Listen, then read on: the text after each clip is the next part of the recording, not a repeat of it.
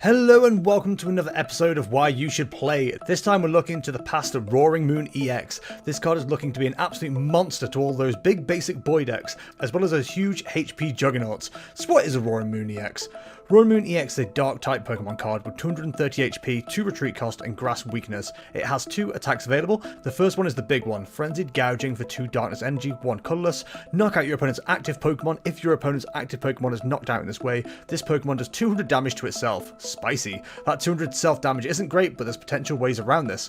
The second attack is Calamity Storm, also for 2 darkness energy, 1 colourless, 100 plus damage. You may discard a stadium in play. If you do, this attack does 120 more damage, so a nice 220 damage, taking out a lot of the Pokemon V in the format.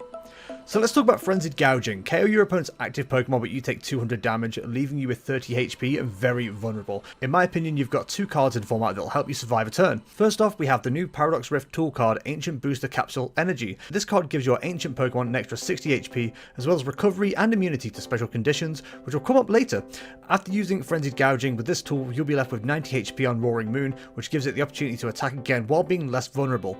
The main problem is that this still leaves you wide open to several responses in the current meta, such as Cramorant, Sableye and Radiant Greninja. In my opinion, the better option is Emergency Jelly. This tool card allows you to heal 120 HP from a Pokemon with 30 HP or less, then it gets discarded. This takes your Roaring Moon up to 150 health, which is a lot more survivability against a counter attack. Secondly, we've got Calamity Storm. Hitting that 220 with the Stadium discard is going to be quite powerful, especially if you combine it with stadiums you want to use, but not allow your opponent to use, like Artisan, Messagoza and Town Store. On top of that, we can also consider Brute Bonnet with this card, which with an Ancient Booster Capsule Energy attached, allows you to make both active Pokemon poisoned, and hitting that extra 10 damage from poison plus 220 from Calamity Storm helps take out some of the more annoying targets in the current meta without weakening yourself with Frenzied Gouging, such as Dragonite V, Iron Hands EX and opposing Roaring Moon EXs. I personally think Tricky Jim's decklist is a great starting place with this card.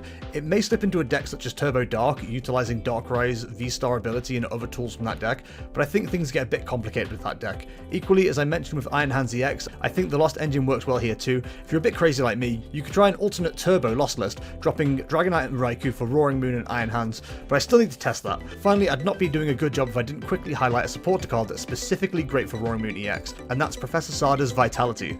This allows you to pick 2 of your ancient Pokemon, attach an energy to each of them from the discard pile and draw 3. With this card, you can easily have nearly 2 Roaring Moons fully powered up turn 1 going second. Absolutely brutal.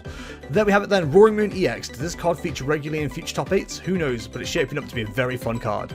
If you enjoyed today's video, all my social media links are in the description below, and if you want to leave me a like and a subscribe, that would be fantastic.